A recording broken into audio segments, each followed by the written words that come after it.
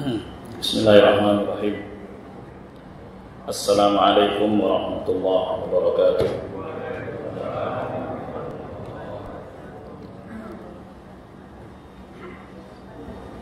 Alhamdulillah nahmaduhu wa nasta'inuhu wa nastaghfiruh wa na'udzu billahi min shururi anfusina wa min sayyiati a'malina. May yahdihillahu fala mudilla lahu wa may yudlil fala hadiya lahu. Asyhadu an la ilaha illallah wahdahu la syarika lah wa asyhadu anna Muhammadan 'abduhu wa rasuluh sallallahu alaihi wa ala alihi wa sahbihi wa man tabi'ahum bi ihsan wa sallama taslima amma ba'd. Hadirin jemaah sekalian yang dimuliakan Allah, mari kita selalu memuji Allah Subhanahu wa taala atas limpahan karunia-Nya. Di antaranya kita dimudahkan Allah Subhanahu wa taala untuk melaksanakan sholat subuh, sholat yang paling berat bagi munafik, dan kita diringankan oleh Allah Subhanahu wa taala datang ke masjid melaksanakan sholat berjamaah. Kemudian kita lanjutkan dengan mengkaji ayat-ayat Allah, hadis-hadis Nabi sallallahu alaihi wasallam. Jadi ini merupakan anugerah yang besar yang harus kita syukuri.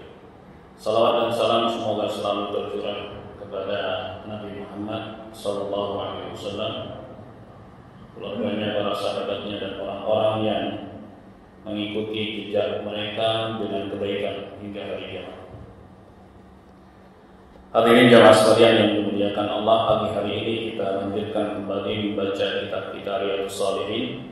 Kita sampai pada bab fadli qiyamil lail, bab keutamaan qiyamul lail. Disebut qiyamul lail karena salat tersebut dilaksanakan di malam hari, dan malam itu dimulai dari tenggelamnya matahari sampai subuh. Itu disebut malam. Baik. Berarti dengan istilah ini ba'diyah al-maghrib termasuk dari qiyamul lail. Iya. Akan tetapi yang dimaksud oleh para ulama, qiyamul lail adalah salat yang dikerjakan setelah salat Isya. Begitu. Masuk kategori qiyamul lail. Dan qiyamul lail adalah salat yang paling utama setelah sholat sunnah, setelah sholat fardu. Jadi setelah sholat fardu, sholat 5 waktu, sholat yang paling utama adalah qiyamul lail, sholat yang dilaksanakan di malam hari. Insya Allah kita akan bawakan hadisnya. Al-Imam An-Nawawi rahimahullah memberikan judul pada bab ini, keutamaan qiyamul lail. Beliau membawakan firman Allah Subhanahu wa taala dalam surat Al-Isra ayat 79. Kata Allah Subhanahu wa taala, "Wa minal laili fatahajjad bihi nafilatan lak, 'asa an yab'atsaka rabbuka maqaman mahmuda." Dan dari sebagian malam maka bertahajudlah sebagai nafilah untukmu. Asa ayyab'atsaka rabbuk. Asa kalau dari bahasa kita bisa jadi. Namun kalau Allah Subhanahu wa taala yang bilang, yang bicara, maknanya adalah pasti. Pasti Tuhanmu akan membangkitkanmu dan menempatkanmu maqam mahmuda, di tempat yang terbaik, terpuji. Jemaah sekalian yang dimuliakan Allah, di sini Allah Subhanahu wa taala memerintahkan Nabi Muhammad sallallahu alaihi wasallam pada sebagian malam. Pada sebagian malam, tidak seluruhnya. Ya.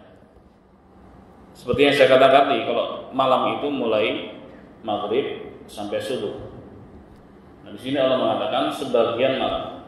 Allah perintahkan kepada nabinya untuk bertahajud. Baik. Karena salat semalam suntuk itu bukan bagian dari sunnah. Bukan bagian dari sunnah kecuali kadang-kadang saja. Kecuali kadang-kadang saja. Ini bagian dari sunnah Nabi SAW, bagian dari ajaran Nabi SAW, ya, itu mendirikan sholat di sebagian malam, bukan di seluruh malam. Nah, jemaah sekalian yang dimuliakan Allah, seperti beliau sholat di 10 hari terakhir di bulan Ramadan, itu beliau panjangkan sholatnya, ya, beliau panjangkan durasinya. Kalau di hari-hari yang lain nggak begitu, tapi di bulan Ramadan spesial beliau hidupkan malam. Ini disebut dengan kadang-kadang tadi. Jadi bukan menghidupkan seluruh malam ini berlaku di setiap malam, tidak, hanya malam-malam tertentu saja. Seperti 10 hari terakhir di bulan Ramadan, di saat beliau i'tikaf, beliau hidupkan malam-malam tersebut dengan ibadah kepada Allah Subhanahu wa taala. Nah, jemaah sekalian yang dimuliakan Allah. Nah, di dalam ayat ini Allah Subhanahu wa taala perintahkan kepada beliau sallallahu alaihi wasallam untuk bertahajud. Tahajud itu adalah qiyamul lail, salat malam yang dikerjakan setelah bangun tidur. Setelah tidur, ya, disebut dengan tahajud. Kalau belum tidur nggak disebut tahajud, ya qiyamul lail aja. Jadi itu istilah spesifik bagi salat malam yang dikerjakan setelah tidur. Nah, oleh sebab itu Nabi Shallallahu Alaihi Wasallam segera istirahat setelah salat al-isya. Kalau nggak ada keperluan yang penting, beliau nggak begadang. Ya. Jadi beliau segera istirahat setelah selesai al-isya, langsung istirahat. Mungkin sebagian kita mengatakan masih sore gitu, karena ada tujuannya. Tujuannya nanti bangun bisa lebih cepat. Bangun lebih cepat bisa segera sholat tahajud. Berbeda dengan yang tidurnya lambat misalnya sampai jam 11, 12 gitu. Istirahatnya kurang, ya kan? Bangun juga bisa saja meleset. Bangun pas adzan subuh misalnya, atau mungkin sebelum adzan tapi waktunya pendek misalnya, atau bahkan mungkin kebablasan subuh. Nah, jadi ini kebiasaan beliau sallallahu alaihi wasallam. Setelah sholat isya beliau istirahat. Harapannya segera bangun, ya, segera bangun di malam hari, khususnya di sepertiga malam terakhir, karena ada keistimewaan di situ. Sebagaimana sabda Nabi sallallahu alaihi wasallam dalam hadis yang sahih, yansi rabbuna ila sama'id dunya, ya, kul lailah hina yabqa thuluthul lailil akhir. Tuhan kita Allah Subhanahu wa taala turun ke langit dunia di sepertiga malam terakhir. Ya. Di situ Allah Subhanahu wa taala berkata, "Man yad'uni," siapa yang doa kepadaku, fastajibalah, pasti aku akan penuhi. Wa man yas'aluni fa'utiya, siapa yang minta kepadaku, pasti aku akan beri. Man yastaghfiruni fa astaghfirullah, siapa yang mohon ampunan kepadaku pasti aku akan ampuni. Ini keistimewaan sepertiga malam terakhir. Ya. Oleh sebab itu jamaah sekalian yang dimuliakan Allah, itulah yang dihidupkan oleh Nabi Shallallahu Alaihi Wasallam. Lalu sepertiga malam terakhir itu bagaimana? Pernah juga saya sampaikan, malam itu dibagi tiga, mulai maghrib sampai subuh. Kalau maghribnya jam 6, subuhnya setengah 5, berarti 10 jam setengah dibagi 3. Berarti 3,5 jam itu pembagiannya. Jadi sepertiga malam terakhir itu start jam 1. Kalau waktu kita di Indonesia ya, di kita sekarang ini start jam 1 sampai subuh. Itu sepertiga malam terakhir. Jam 4 bisa nggak? Iya bisa. Jam 4:4 bisa. Yang penting belum subuh. Itu masih sepertiga malam terakhir. Jadi 5 menit sebelum subuh bisa juga. Kalau memang seorang terlambat gitu bisa dia sholat. Ya. Manfaatkan waktu yang tersisa. Tapi disesuaikan dengan waktunya ya. Jumlah sholatnya juga sedikit tentunya. Nah, jemaah sekalian yang dimuliakan Allah, itulah yang disebut dengan tahajud. Itu salat malam yang dikerjakan setelah tidur. Salat malam yang dikerjakan setelah tidur. Nah, hadirin sekalian yang dimuliakan Allah,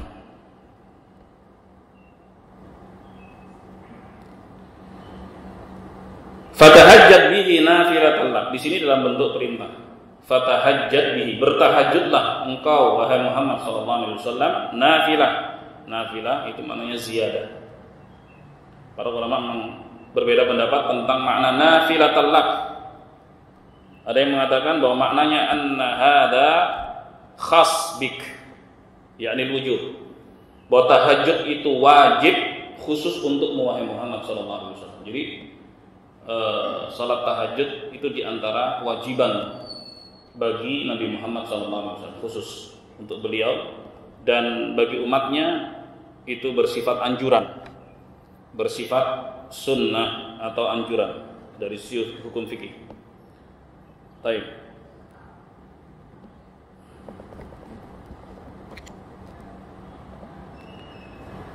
Nafilatan lak ay ziyadatan lak, sebagai tambahan untukmu, sebagai tambahan. Kemudian Allah Subhanahu wa taala menjelaskan buah dari tahajud yang beliau lakukan. Asa ayyab'atsaka rabbuka maqaman mahmuda. Pasti. Di sini menggunakan kata asa yang bermakna pasti. Kalau dari Allah Subhanahu wa taala, pasti Allah akan bangkitkan engkau ya, dan anugerahkan dengan kedudukan yang terpuji, kedudukan yang tinggi nanti di akhirat kelak. Jemaah sekalian yang dimuliakan Allah, Rasulullah Shallallahu Alaihi Wasallam mendapatkan hak kedudukan yang tinggi di akhirat kelak, di hari kiamat. Ya, dan di antara kedudukan yang mulia tersebut adalah asy-syafa'atul uzma, syafa'atul uzma, ya, yang disebut dengan syafaat agung, yang disebut dengan syafaat agung. Jemaah yang dimuliakan Allah,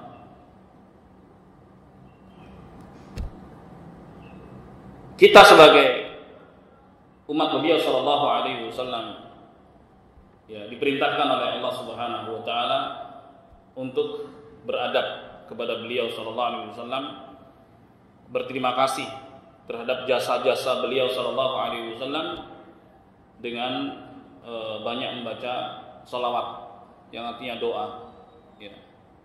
Doa kepada Allah Subhanahu wa taala agar Allah memberikan kebaikan kepada beliau sallallahu alaihi wasallam. Ya ayyuhalladzina amanu shallu alaihi wa sallimu taslima. Kemudian juga setelah azan kita juga dianjurkan untuk membaca doa, ya, doa selesai azan, di mana ujungnya adalah wa ba'athu maqaman mahmudan alladzi wa'ata, dan anugerahkan kepadanya ya Allah, kepada Rasulullah sallallahu alaihi wasallam kedudukan yang agung, kedudukan yang terpuji yang telah Engkau janjikan. Jemaah, ini diantara bentuk terima kasih kita kepada Nabi Muhammad SAW dengan mendoakan kebaikan-kebaikan untuk beliau, ya. Dan doa kita dimanapun kita berada pasti akan sampai kepada beliau, ya. Karena beliau mengatakan wasallu alayya, ya, doakan untukku. Fa inna salatakum tablughuni haitsu kuntum. Karena doa-doa kalian pasti akan sampai kepadaku dimanapun kalian berada. Jadi nggak mesti harus datang, ya. Tapi dimanapun kita berada, baik, kita baca salawat, banyak doa untuk beliau sallallahu alaihi wasallam. Lalu bagaimana cara kita mendoakan beliau? Sahabat pernah bertanya kepada Nabi sallallahu alaihi wasallam, "Qad arafna kaifa nusallim alaik." Kami tahu bagaimana cara kami mengucapkan salam untukmu wahai Rasul. Fa kaifa nusalli alaik? Bagaimana cara kami bersalawat untukmu? Ya, salawat itu jamak dari salat yang artinya doa. Maka Nabi sallallahu alaihi wasallam mengatakan, "Qulu," bacalah, ucapkanlah, "Allahumma shalli ala Muhammad wa ala ali Muhammad kama shallaita ala Ibrahim wa ala ali Ibrahim innaka Hamidum Majid wa barik ala Muhammad wa ala ali Muhammad kama barakta ala Ibrahim wa ala ali Ibrahim innaka Hamidum Majid." Begitu ya. Tanpa ada tambahan kata sayyidina. Walaupun betul beliau adalah sayyid kita, beliau mengatakan ana sayyidu waladi Adam yaumal qiyamah, aku adalah sayyid manusia di hari kiamat, pimpinan manusia anak Adam di hari kiamat. Tapi beliau mengajarkan tanpa lafaz sayyid dalam doa salawat tersebut.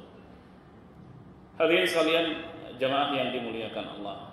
Jadi itu bentuk terima kasih kita dengan berbanyak bacaan salawat, mendoakan kebaikan untuk beliau, ya, di antaranya doa selesai adzan agar Allah Subhanahu wa taala menganugerahkan kedudukan yang tinggi dan agung untuk beliau sallallahu alaihi wasallam. Jadi di antara al-maqamul mahmud adalah asy-syafa'atul uzma, tadi yang saya katakan. Syafaat agung. Syafaat agung. Syafaat agung ini berlaku untuk siapapun. Untuk siapapun. Muslim ataupun kafir. Ya, berlaku untuk siapapun karena asy-syafa'atul uzma fungsinya adalah untuk meninggikan derajat Nabi Muhammad sallallahu alaihi wasallam. Itu fungsinya. Di mana ketika manusia di padang mahsyar dikumpulkan dalam keadaan tidak berpakaian, sama sekali tidak beralas kaki. Ya, sebagaimana hadis Nabi sallallahu alaihi wasallam, "Innakum tuhsyaruna yaumal qiyamah khufatan uratan ghurla." Sesungguhnya kalian dibangkitkan di hari kiamat kelak dalam keadaan tidak beralas kaki, telanjang bulat dan belum dikhitan. Kayak gitu. Betul-betul enggak ada sedikit pun yang melekat gitu. Terus Aisyah tanya, "Ayanduru ba'duna ba'dan ya Rasulullah?" Kalau begitu kita bisa saling melihat dan melirik. Rasulullah mengatakan, "Al-amru asyad min hadza ya Aisyah." Perkaranya lebih dahsyat dari sekedar melihat. Ketelanjangan menarik di dunia, tapi enggak menarik di akhirat sama sekali. Saking dahsyatnya. Yang menarik saja udah enggak jadi menarik bagi manusia. Masing-masing memikirkan bagaimana keadaan dirinya nanti di hadapan Allah Subhanahu wa taala. Dahsyat sekali. Saya ilustrasikan pada sebagian bencana di dunia ini, di sebagian tempat misalnya ada ombak, misalnya tsunami dan sebagainya. Kadang orang tergulung sampai pakaiannya tersingkap gitu. Orang udah nggak mikir kan, yang penting selamat gitu. Semua orang di situ nggak mikir, itu kelihatan nggak. Bagaimana dengan dahsyatnya kiamat coba? Nggak kepikiran sama sekali. Makanya Rasul mengatakan, ya, walaupun telanjang itu udah nggak mikir, nggak punya pikiran porno sama sekali, sedikit pun ngelirik aja enggak gitu. Subhanallah, untuk menggambarkan betapa dahsyatnya hari tersebut. Nah, penantian yang sangat panjang, matahari dekatkan di atas kepala manusia sejauh 1-2 mil saja. Bukan matahari yang ini, bukan bumi yang ini, karena ini semua dihancurkan oleh Allah Subhanahu wa taala. Ya.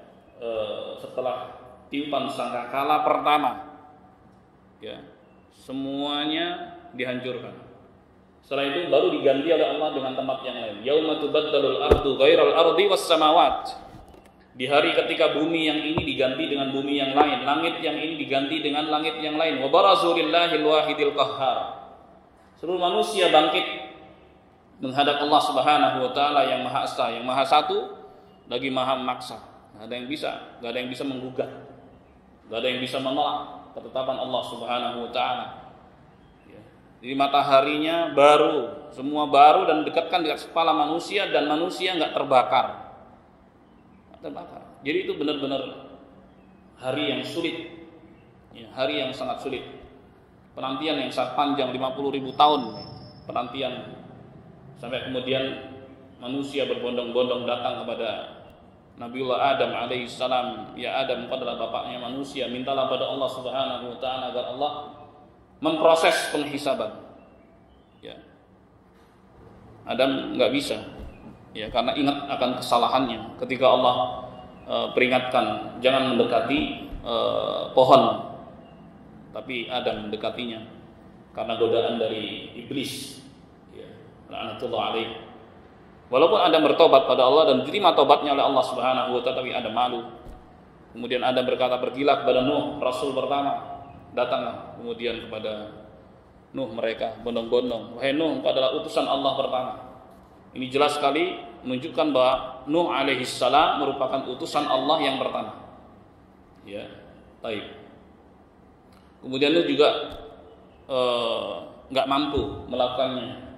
Kemudian mengalihkan, datanglah kalian kepada Musa, datang mereka ke Musa. Musa juga menyampaikan hal yang sama. Datanglah kalian kepada Isa, datang mereka Isa alaihissalam. Isa pun nggak mampu juga, tapi tidak menyebutkan alasannya. Kemudian akhirnya orang-orang datang kepada Rasulullah Sallallahu Alaihi Wasallam. Kemudian beliau mengatakan, iya, sayalah orangnya. Gitu. Saya orangnya. Akhirnya beliau Sallallahu Alaihi Wasallam menghadap Allah Subhanahu Wa Taala, sujud pada Allah Subhanahu Wa Taala. Jadi memang syafaat itu artinya bantuan di akhirat. Ya, kita nggak bicara tentang syafaat di dunia. Syafaat itu artinya bantuan. Ada bantuan di dunia, misalnya, tolong bantu saya, tolong berikan syafaat pada itu, bahasa Arabnya begitu, bantu saya. Nah, yang kita bahas ini adalah syafaat di akhirat. Syafaat di akhirat itu yang punya hanya Allah Subhanahu Wa Taala. Kata Allah Subhanahu Wa Taala, "Qul lillahi syafa'atu jami'an." Katakan bahwa seluruh jenis syafaat itu milik Allah. Allah Subhanahu Wa Taala tunjuk para penyalur bantuan tersebut, para penyalur syafaat tersebut. Di antaranya adalah Rasulullah Sallallahu Alaihi Wasallam. Ada juga salat, ada juga bacaan Quran, ada juga puasa, ada juga orang yang mati syahid. Ini semua adalah penyalur syafaat. Dan mereka tidak bisa menyalurkan syafaat tanpa izin dari Allah. Ya, karena Allah mengatakan, "Man dalladzi yashfa'u indahu illa bi'idznih." Tidak ada yang bisa memberikan syafaat di sisi Allah Subhanahu wa taala tanpa izin darinya. Kemudian penerima syafaat siapa? Penerima syafaat adalah mereka yang beriman pada Allah Subhanahu wa taala, diridhoi oleh Allah Subhanahu wa taala. Sebab itu Nabi mengatakan, as'adun nas bi syafaati yaumal qiyamah man qala la ilaha illallah mukhlishan min qalbihi. Manusia yang paling bahagia mendapatkan syafaatku di hari kiamat kelak adalah mereka yang mengucapkan la ilaha illallah tulus dari lubuk hatinya yang paling dalam. Jadi itulah 4 ketentuan syafaatnya. Pertama, seluruh jenis syafaat milik Allah. Yang kedua, bahwa Allah lah yang menunjuk para penyalur syafaat. Yang ketiga, bahwa penyaluran syafaat atau bantuan itu harus dengan izin dari Allah Subhanahu wa taala. Dan yang keempat, penerima syafaat haruslah orang yang bertauhid. Haruslah orang yang bertauhid. Karena orang yang berbuat syirik, menyekutukan Allah, menduakan Allah Subhanahu wa taala, enggak bakal dapat syafaat tersebut. Nah, kembali kepada asy-syafa'atul uzma, syafaat agung. Ya. Syafaat agung di mana Allah Subhanahu wa taala ingin meninggikan derajat nabinya sallallahu alaihi wasallam, di mana hanya beliau yang bisa memohon kepada Allah Subhanahu wa taala agar Allah memproses penghisaban. Rasulullah sujud di situ. Sujud sekian lama. Kata beliau, aku enggak tahu apa yang kubaca. Ketika beliau masih hidup, beliau bicara pada para sahabat, aku enggak tahu apa yang kubaca nanti dari pujian-pujian kepada Allah Subhanahu wa taala. Sekian lama sujud sampai kemudian Allah mengatakan, ya Muhammad irfa' ra'sak wa qul tusba' wa sal tu'ta wa syaf' tusyaffa. Ya.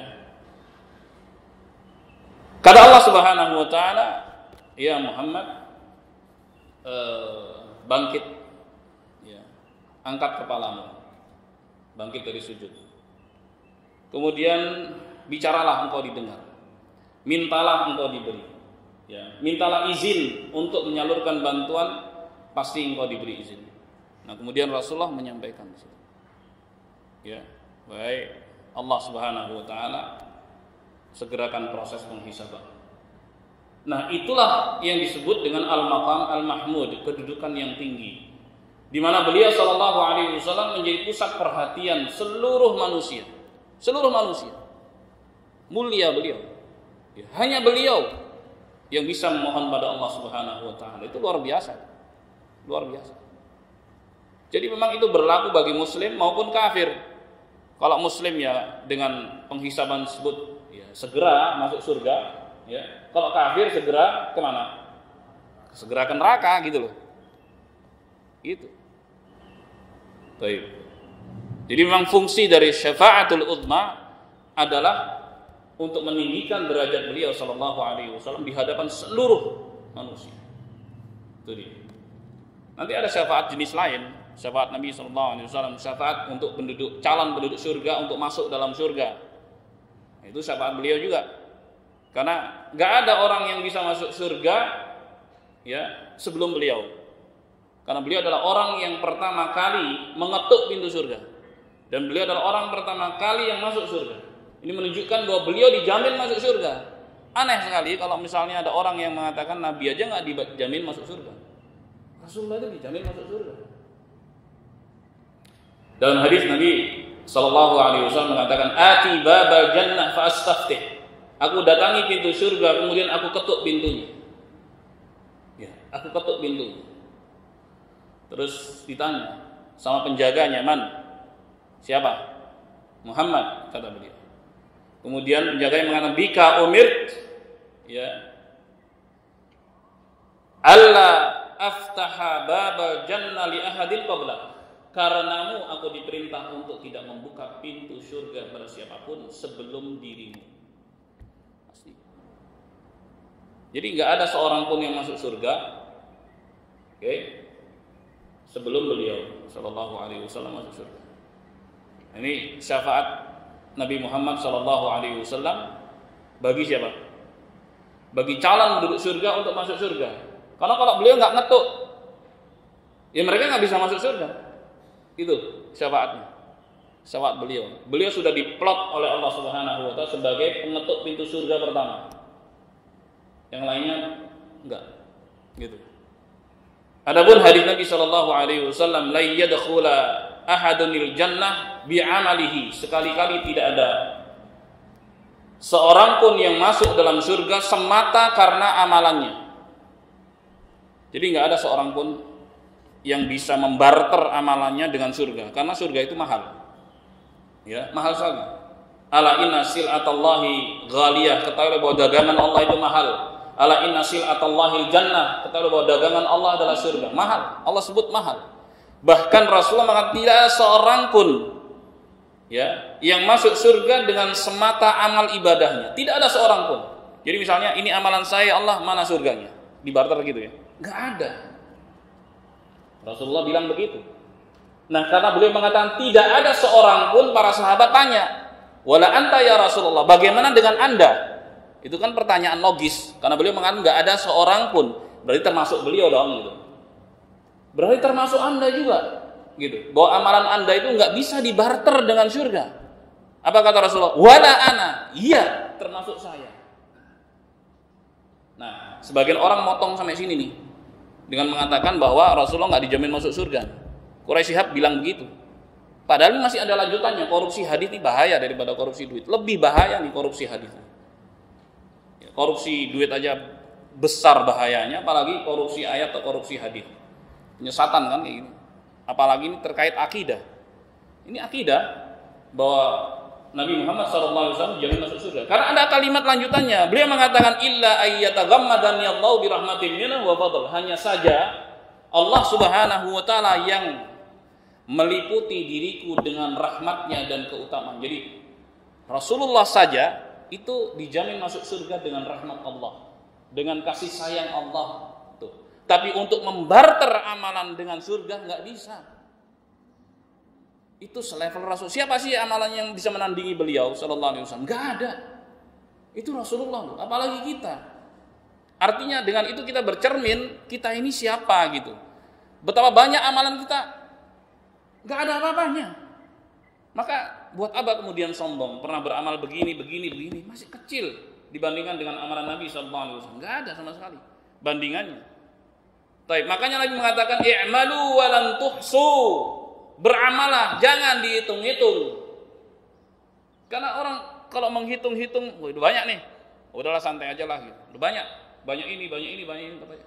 Akhirnya apa? Turun. Jangan dihitung-hitung, terus gitu. Jadi buat apa kita beramal? Kita beramal, kita berharap kasih sayang Allah. Kita beramal agar kita disayang sama Allah.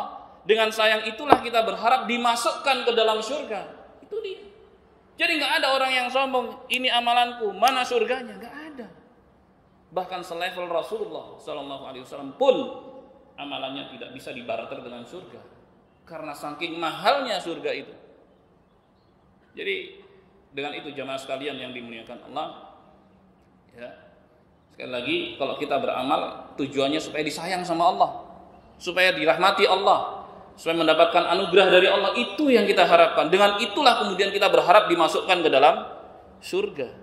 Ini cara kita beradab kepada Allah Subhanahu wa taala. Bahkan Nabi Muhammad SAW menyatakan bahwa amalannya pun nggak bisa dipakai untuk menebus surga, saking mahalnya surga itu. Hadirin sekalian yang dimuliakan. Ini syafaat beliau. Syafaat yang lain dari selain syafaatul uzma, berikutnya syafaat ya beliau bagi calon penduduk surga. Gitu. Karena beliaulah yang mengetuk pintu surga pertama kali, nggak ada yang lain. Hadirin sekalian yang dimuliakan Allah. Kemudian ada lagi syafaat berikutnya, adalah syafaat beliau SAW bagi mereka yang akan masuk ke neraka, kemudian batal masuk neraka. Ini beliau juga punya syafaat itu, ya, punya setelah mendapatkan izin dari Allah Subhanahu wa taala. Oke. Nah, kemudian kita nih sekarang, kalau kita berharap syafaat Nabi Muhammad SAW dari siapa? Apa jawabannya? Sekarang nih kita hidup nih, kan kita berharap nih syafaat Nabi Muhammad SAW. Ya. Dari siapa kita berharap? Apakah dari beliau atau dari Allah? Apa jawabannya? Dari beliau atau dari Allah? Jawabannya dari Allah Subhanahu wa taala. Ya Allah, aku berharap syafaat Nabi-Mu sallallahu alaihi wasallam. Keliru kalau seorang berharap syafaat Nabi Muhammad dari Nabi Muhammad. Nabi Muhammad enggak punya. Yang punya syafaat, seluruh jenis syafaat dan bantuan hanyalah Allah. Qul lillahi syafa'atu jami'an. Katakan bahwa seluruh jenis syafaat atau bantuan itu milik Allah Subhanahu wa taala. Itu jemaah. Jadi kita berharap syafaat Nabi Muhammad dari siapa? Dari Allah Subhanahu wa taala. Disinilah enggak sedikit orang keliru dan terjerumus. Dia berharap syafaat Nabi Muhammad dari Imam Muhammad. Beliau enggak punya apa-apa. Yang punya kuasa hanya Allah Subhanahu wa taala. Beliau hanya menyalurkan saja. Itu pun setelah mendapatkan izin dari Allah. Apalagi selain beliau. Aneh kalau ada orang yang berani jamin masuk surga. Sini, saya jamin kamu masuk surga. Gitu. Bahkan saya kasih tanda tangan. Ada yang sampai begitu. Padahal bukan nabi, bukan apa, nggak dapat wahyu juga. Jangan tertipu dengan orang-orang model kayak gini. Sesat itu. Sesat. Hati-hati jamaah yang dimuliakan. Saya pernah mengalami sendiri menghadapi orang kayak gini. La haula wala quwata illa billah. Nggak ada orang yang bisa jamin masuk ke dalam surga kecuali Rasulullah Shallallahu Alaihi Wasallam sendiri. Itu pun dengan syarat. Ya. Itu pun dengan syarat. Barang siapa yang bisa menjaga nih mulut dan kemaluannya, aku jamin dia masuk surga. Nah, itu dengan syarat, bukan tiba-tiba datang, aku jamin kamu masuk surga, jamin kasih kapling lagi di surga. Ini bohong, ini menyesatkan. A'udzubillahi min dzalik. Rasulullah aja nggak punya tuh yang seperti itu. Jadi berharap syafaat Nabi Muhammad SAW itu dari siapa? Dari Allah Subhanahu wa taala. Sebagaimana kita berharap syafaat puasa kita. Puasa yang kita kerjakan bisa memberikan syafaat di hari kiamat. Kata Nabi SAW. Terus kita berharap syafaat dari puasa kita dari siapa? Dari puasa kita. Enggak mungkin. Kita berharap syafaat puasa dari Allah. Kita berharap syafaat sholat yang kita kerjakan. Ya, bacaan Quran yang dibaca dalam sholat. Dari siapa kita berharap syafaat? Dari Allah Subhanahu wa taala. Karena pemilik syafaat seluruhnya hanyalah Allah Subhanahu wa taala. Ini yang perlu diluruskan. Ya. Karena pemilik seluruh syafaat dan bantuan hanya Allah. Dan Allah menunjuk para penyalur syafaat, dan para penyalur syafaat belum bisa memberikan bantuan tersebut tanpa izin dari Allah. Man dzalladzi yashfa'u indahu illa bi'idznih. Kemudian para penerima syafaat haruslah orang yang bertauhid. Kalau orang itu berbuat syirik, tidak akan pernah mendapatkan syafaat atau bantuan di akhirat kelak. Hadirin sekalian yang dimuliakan Allah, kembali kita kepada syafaatul uzma. Jadi itu di antara keistimewaan Nabi Muhammad SAW yang dipastikan oleh Allah mendapatkan kedudukan yang agung di akhirat. Ya, dengan apa? Dengan beliau melaksanakan sholat tahajud. Ini khusus beliau, wajib fatahajjad bihi. Kamu harus bertahajud, harus bagi beliau khas bih. Khusus bagi Nabi SAW. Ya, nafilatan lak sebagai tambahan untukmu. Ya, asa ayyab'atsaka rabbuka maqaman mahmuda, pasti. Ini kata Allah, pasti Tuhanmu Muhammad SAW akan membangkitkanmu dengan kedudukan yang tinggi dan terpuji di hari kiamat kelak. Hadirin sekalian yang dimuliakan. Kemudian ayat yang kedua yang dibawakan oleh Imam An-Nawawi rahimahullah adalah surat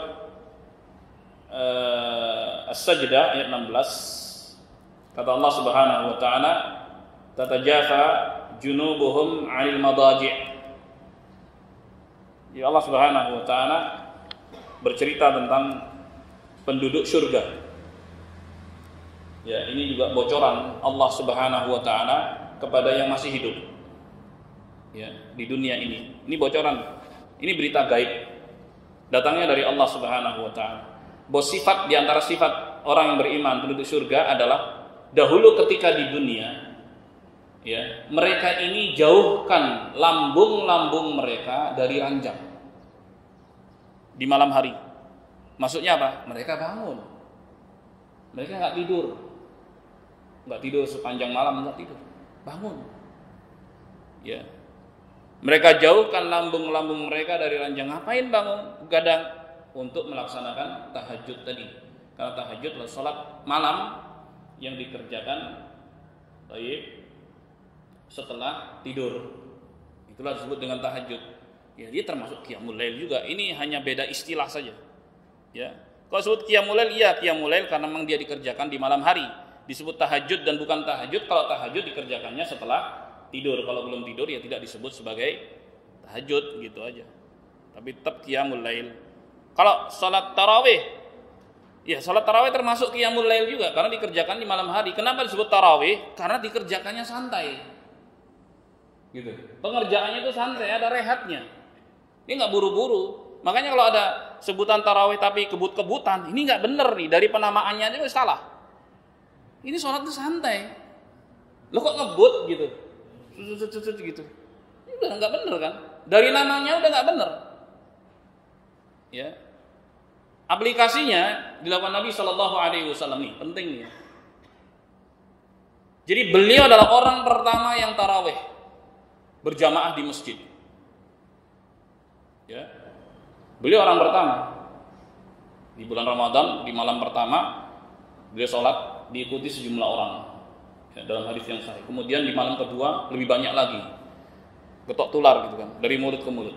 Di hari ketiga lebih banyak lagi. Bahkan disebutkan oleh perawi hadis, ya sahibul qissah, masjid itu sampai imtala, penuh, luber gitu. Masjid Nabawi ya. Masjid Nabawi enggak seperti sekarang, masih kecil lah, bagian depannya itu. Bagian depannya masih segitu aja, belum seperti sekarang. Nah, malam keempatnya beliau absen. Jadi salat tarawih berjamaah, salat tarawih berjamaah itu adalah sunnah Rasul, ajaran Rasul SAW. Jadi salah kalau ada orang mengatakan salat tarawih berjamaah itu yang pertama kali menghidupkan adalah Umar. Tidak, Nabi. Umar itu menghidupkan setelah absen sekian lama, gitu. Kenapa beliau absen? Karena beliau khawatir salat tarawih berjamaah itu menjadi wajib. Itu kekhawatiran beliau. Dan itu disampaikan di keesokan harinya, di hari keempat waktu subuh. Aku tahu apa yang kalian lakukan semalam. Aku tahu kok. Tidak ada alasan apapun yang menghalangiku untuk keluar bersama kalian kecuali satu, kekhawatiranku kalau salat tarawih berjamaah itu menjadi wajib dan itu akan memberatkan kalian. Akhirnya sejak itu sholat tarawihnya sendiri-sendiri. Ya di sholat sendiri-sendiri sampai Nabi wafat. Kemudian di masa Abu Bakar pun masih sendiri-sendiri. Baru di masa kepemimpinan Umar bin Khattab radhiyallahu an, beliau jalan yang namanya salah seorang sahabat atau asistennya saat itu, ya. Kemudian beliau lihat nih orang sholat sendiri-sendiri. Nah sejak itulah beliau ingin hidupkan kembali. Ini namanya ihya'us sunnah, menghidupkan sunnah. Ini bukan bid'ah. Jadi kalau misalnya ada orang bilang ini bid'ah hasanah, tidak. Ini sunnah, kan diajarkan Nabi. Yang pertama kali sholat tarawih berjamaah adalah Rasulullah Sallallahu Alaihi Wasallam. Beliau Umar bin Khattab yang menghidupkan kembali sholat tarawih berjamaah tersebut. Akhirnya ditunjuklah Ubay bin Ka'ab radhiyallahu an sebagai imam. Ya.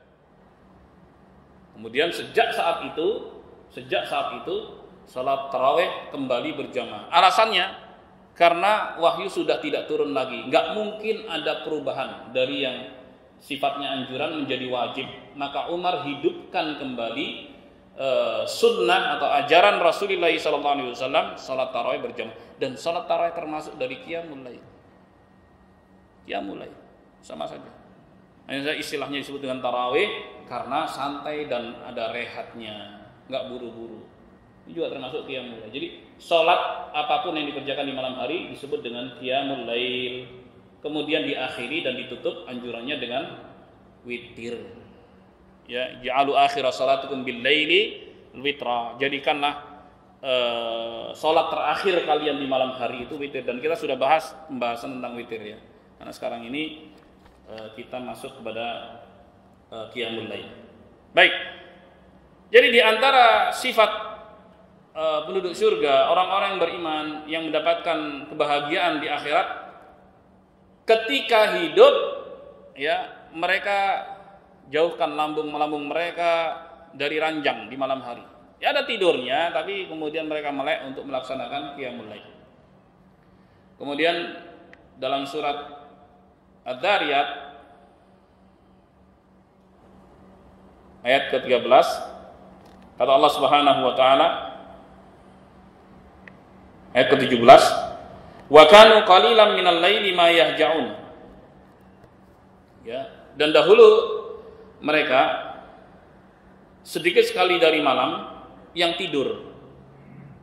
Jadi ada tidurnya, bukan enggak tidur sama sekali, ada tidurnya. Kemudian mereka bangun untuk kemudian melaksanakan sholat tahajud. Itu sifat mereka. Maka jamaah sekalian yang dimuliakan Allah, di sini Allah Subhanahu wa taala kasih keluasan ya bagi hamba-hambanya untuk bertahajud. Mau sholat dia gunakan sebagian besar malamnya, silakan. Mau sedikit saja silakan, dan itu dikembalikan kepada kondisi masing-masing orang. Kalau memang masih sibuk bekerja gitu, kalau mayoritas malamnya digunakan untuk sholat, nanti khawatirnya besoknya ngantuk. Sementara mencari nafkah itu wajib bagi dia. Oke, nggak apa-apa dia ambil sedikit, misalnya 2 rakaat, kemudian 1 witir misalnya, nggak ada masalah. Begitu sudah pensiun, ya udah nggak ada lagi kerjaan, mulai itu lebih meningkat lagi. Tahajudnya bisa bisa lebih panjang lagi. Jadi disesuaikan. Yang penting bagaimana amalan itu istiqamah. Ya. Karena itulah amalan yang paling dicintai oleh Allah Subhanahu wa taala. Kata Nabi sallallahu alaihi wasallam, "Ahabbul amali ila Allah adwamuhu wa in qalla." Amalan yang paling dicintai oleh Allah Subhanahu wa taala adalah amalan yang paling konsisten. Yang paling istiqamah walaupun sedikit. Jadi yang penting adalah konsistensi. Bukan dari kuantitas, akan tapi bagaimana orang itu bisa membuat dirinya konsisten. Masing-masing orang tahu kadar dirinya. Saya kuat kalau segini nih takarannya. Oke, nggak apa-apa. Jangan sampai digenjot ya. Digenjot kenceng terus habis itu udah nggak lagi. Rasulullah memperingatkan dari orang seperti ini, jangan kamu la takun mithl fulan. Beliau pernah menasihati sebagian sahabatnya, di antaranya Abdullah bin Amr bin As. Wahai Abdullah, kamu jangan seperti si fulan. Ya.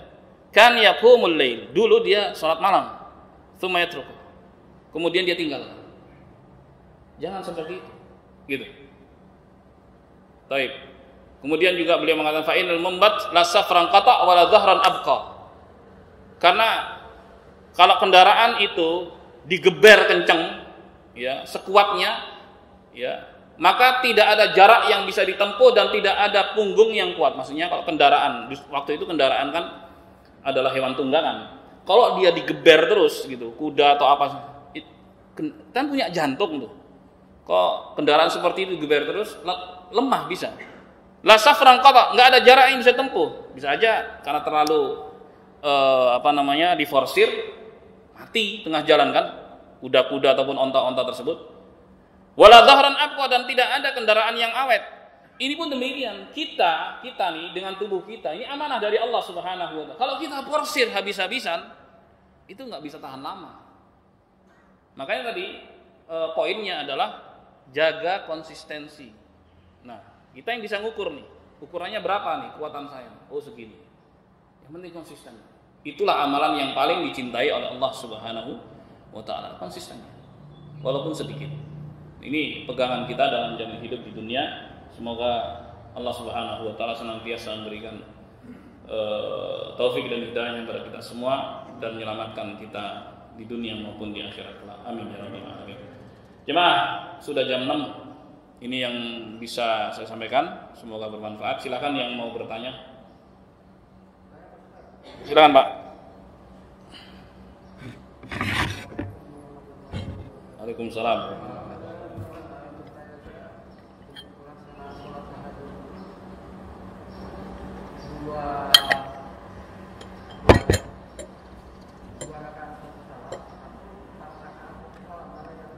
Ya, Nabi SAW bersabda, salatul laili masna masna.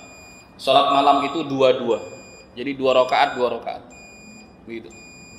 Adapun hadis Aisyah yang menyebut 4 gitu, enggak, itu 4 itu bukan maknanya 4 sekaligus, enggak, tetap 2-2. Gitu.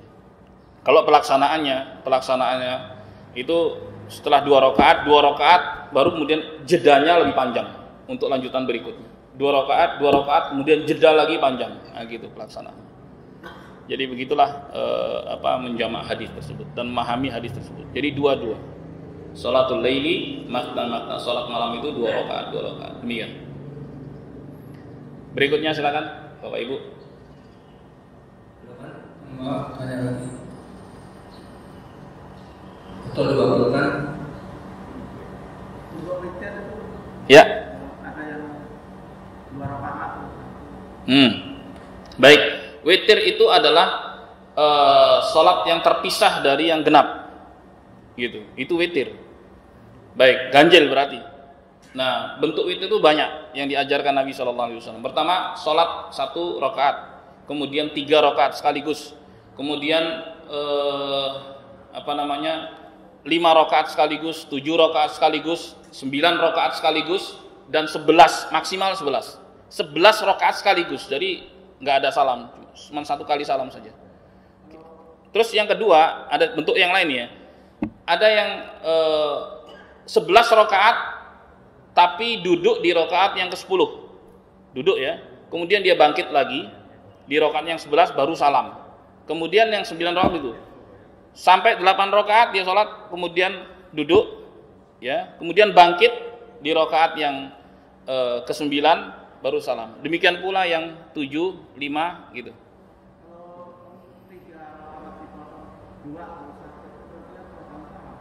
Iya, kalau yang 2 kali salam itu duanya itu bukan witirnya. Yang witirnya itu yang satunya itu. Itu yang witirnya. Ya. Kalau misalnya 2 dan 1 yang disebut witir itu yang mana? Yang disebut witir yang satunya itu. Gitu. Iya. Kalau mau 3 sekaligus gitu. Ada 1 rakaat, ada 3, ada 5, ada banyak sih cara witir itu yang diajarkan Nabi SAW. Jadi kita bisa milih. Gitu ya. Kemudahan. Bagus. Berikutnya. Silakan. Yang lain.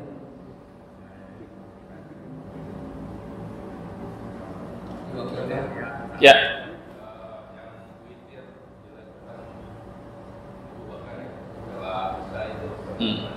Iya, ada sejumlah sahabat yang mendapatkan wasiat dari Nabi SAW untuk witir sebelum tidur, ya kan?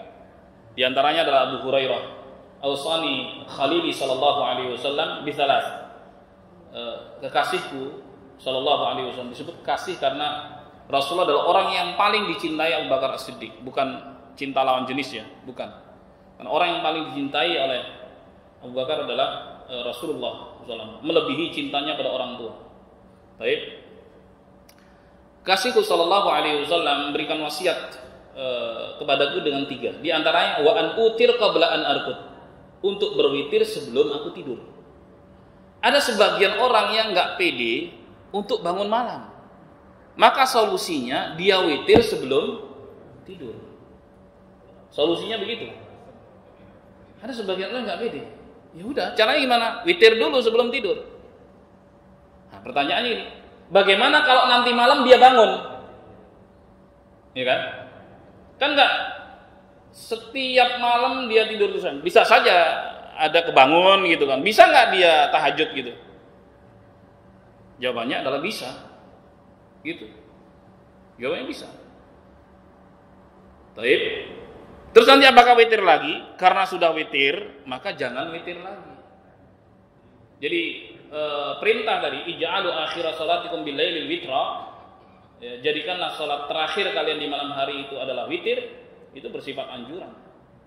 Dan itu yang terbaik memang menutup salat dengan witir, tapi enggak semua orang bisa seperti itu kan? Buktinya ada sebagian sahabat yang diberi wasiat berwitir sebelum tidur. Pas dia bangun, kan dia bisa tuh nggak setiap malam kemudian dia sampai subuh tidurnya kan. Kadang-kadang dia bangun sebelum subuh. Bisa nggak kemudian dia tahajud gitu? Ya bisa. Bisa, tapi tanpa witir lagi. Begitu.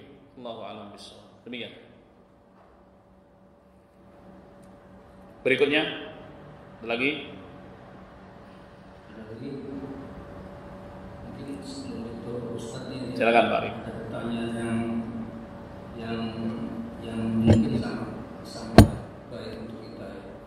Tadi Ustaz jelaskan ya, kita nanti di padang mahsyar, Masya Allah ini menunggu 50.000 tahun. Masya Allah. Itu kita itu aja cuma 60-70 tahun. 50.000 tahun. Nggak bayang. Udah gitu matahari Satu sampai 2 mil saja, dekat sekali. Bayangkan itu panas, sebenarnya yang mudah membayangkan. Nggak bayang, bisa bayangin. Berat. Nah, karena itu bagaimana kita supaya ada naungan Ustaz, ada seperti ya payung lah istilahnya, walaupun panas kita tenang aja, senyum-senyum aja gitu. Nah itu bagaimana itu amalan Ustaz? Ya, baik. Bisa senyum. Baik. Ya, itu harapan kita ya. Harapan kita begitu. Dan memang di padang mahsyar itu hari yang paling sulit bagi orang kafir, itu sudah kepastian. Ya. Jadi hari tersebut adalah hari yang sangat sulit bagi orang kafir. Berarti muslim enggak? Iya, enggak. Walaupun dahsyat seperti itu. Jadi bagi mereka yang sulit. Orang yang bertauhid muslim enggak sulit. Kemudian dalam hadis yang diriwayatkan Bukhari dan Muslim dari Abu Hurairah radhiyallahu anhu, Nabi sallallahu alaihi wasallam bersabda, "Sab'atun yudhilluhumullahu fi dhillihi yauma la dhilla illa dhilluh." Ada 7 golongan yang mendapatkan naungan dari Allah di hari yang tidak ada naungan melainkan naungan darinya. Yang pertama adalah imamun adil, pemimpin yang adil. Ya, pemimpin yang adil. Dan ingat, kita semua adalah pemimpin. Rasulullah mengatakan, "Ala kullukum ra'in wa kullukum mas'ulun ar ra'iyatihi." Setiap kalian pemimpin dan setiap kalian pasti akan dituntut pertanggungjawaban atas apa yang dia pimpin. Oke? Setiap kita. Bahkan seorang adalah pemimpin bagi dirinya sendiri. Dirinya itu amanah dari Allah.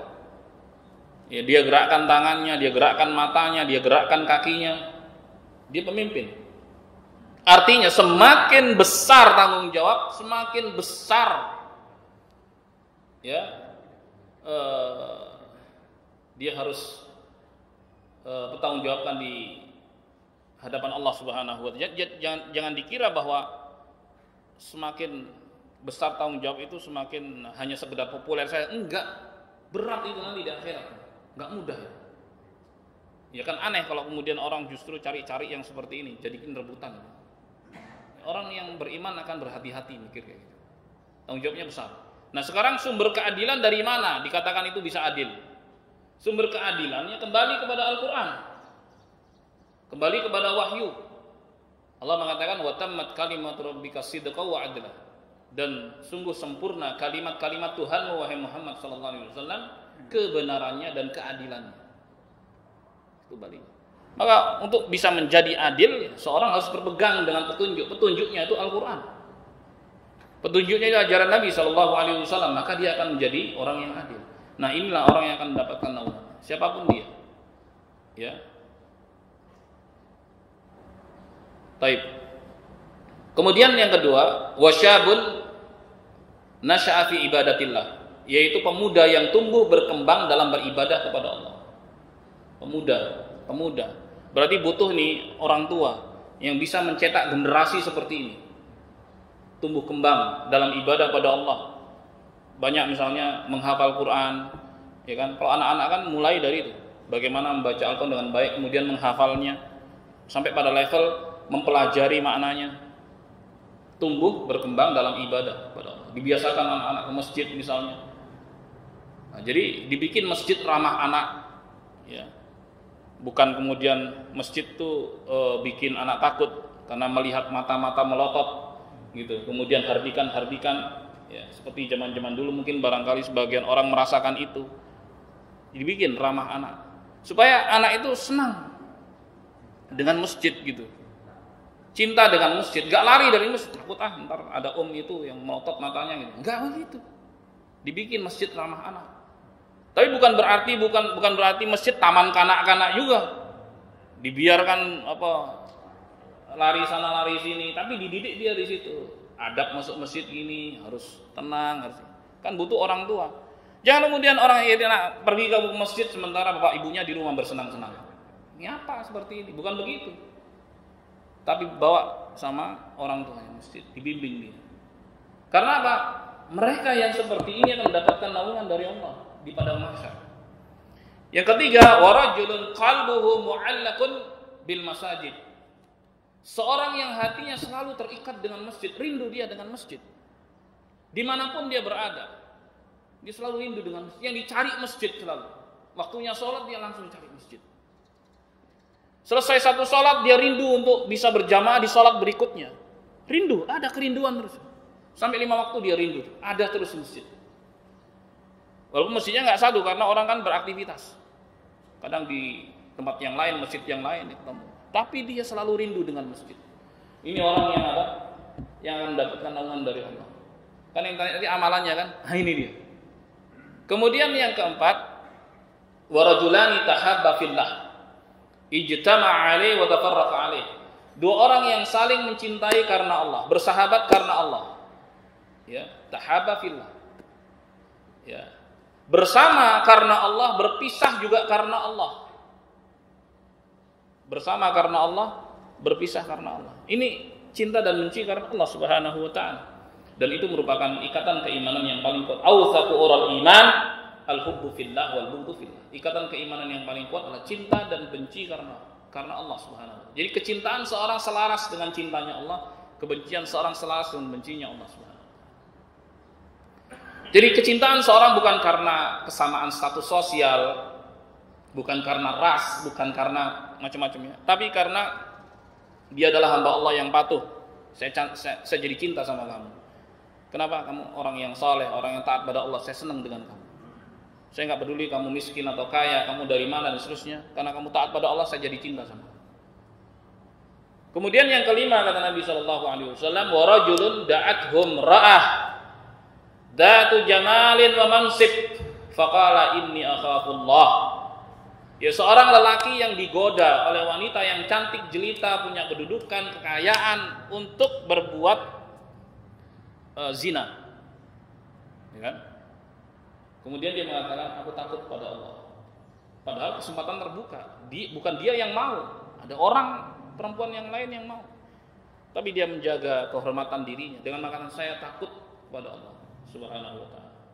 Nah, orang yang seperti ini mendapatkan naungan. Ini juga berlaku bagi wanita yang digoda oleh laki-laki yang berkedudukan, kayak tampan dan sebagainya, tapi untuk berbuat zina.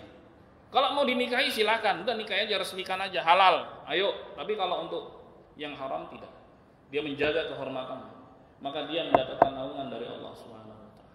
Kemudian yang keenam, wa rajulun tasaddaqa bi sadaqah fa akhfaha hatta la ta'lama shimaluhu ma tunfiqu yaminuhu. Yaitu seorang yang bersedekah kemudian dia tutupi sampai-sampai tangan kiri tidak mengetahui apa yang dilakukan tangan kanan. Padahal kan sering ketemu kan ya. Ini sebuah ungkapan dari Nabi SAW. Kalau tangan kiri aja nggak tahu yang dilakukan tangan kanan, apalagi orang lain gitu loh. Dia betul-betul jaga kerahasiaan. Dia nggak mau misalnya diketahui orang lain dalam gitu. Untuk menjaga keikhlasan. Tapi kalau misalnya akhirnya bocor juga, kemudian orang puji-puji dia, itu kabar gembira yang disegerakan oleh Allah. Karena dia tidak mengharapkan itu. Dia sudah berusaha nutupin. Tapi kan kadang ada orang yang bocorin, itu orang baik nih. Akhirnya orang lain tahu kan, puji-puji dia. Nggak apa-apa yang seperti ini. Itu adalah kabar gembira yang disegerakan kepada mukmin. Itu kata Nabi SAW. Karena memang awalnya dia nggak pengen pujian orang sama sekali. Dia udah tutup-tutupi. Kalau seandainya dia mau sedekah pun dan harus dibacakan, ya udah tulis aja hamba Allah. Atau Abdullah, maknanya sama kan, hamba Allah juga. Abdullah siapa? Pokoknya itulah. Nggak usah disebarkan nama. Dia pengin supaya apa? Tadi menjaga keikhlasan. Nah, ini orang yang akan mendapatkan naungan dari Allah Subhanahu wa taala. Kemudian yang terakhir, wa rajulun dzakarallaha khaliyan fafadat ainah. Itu seorang yang ingat Allah dalam kesendiriannya. Ini kaitannya dengan tahajud tadi. Karena sedikit orang yang tahajud kalau dibandingkan orang yang tidur dan yang enggak tahajud. Persentasenya kan kecil. Bangun dalam kesepian, kesunyian, ingat dosa-dosa, istighfar, mohon ampun pada Allah Subhanahu wa taala, nangis. Ya. Ini yang ketujuh. Nah, orang ini mendapat naungan di hari yang tidak ada naungan melainkan naungan Allah Subhanahu wa taala. Jadi ini jawabannya. Langsung dari Nabi SAW dalam hadis yang sahih. Yang mudah-mudahan kita termasuk dari golongan yang disebutkan oleh Nabi SAW. Amin ya rabbal alamin. Cukup ya. Alhamdulillah sudah 6:04, 6:20. Semoga bermanfaat dan kurangnya mohon maaf. Semoga Allah selalu memberikan taufik hidayah kepada kita semua dan keselamatan di dunia maupun di akhirat kelak. Amin ya rabbal alamin. Kita akhiri subhanakallahumma wa bihamdik asyhadu an la ilaha illa anta astaghfiruka wa atubu ilaik. Assalamualaikum warahmatullahi wabarakatuh.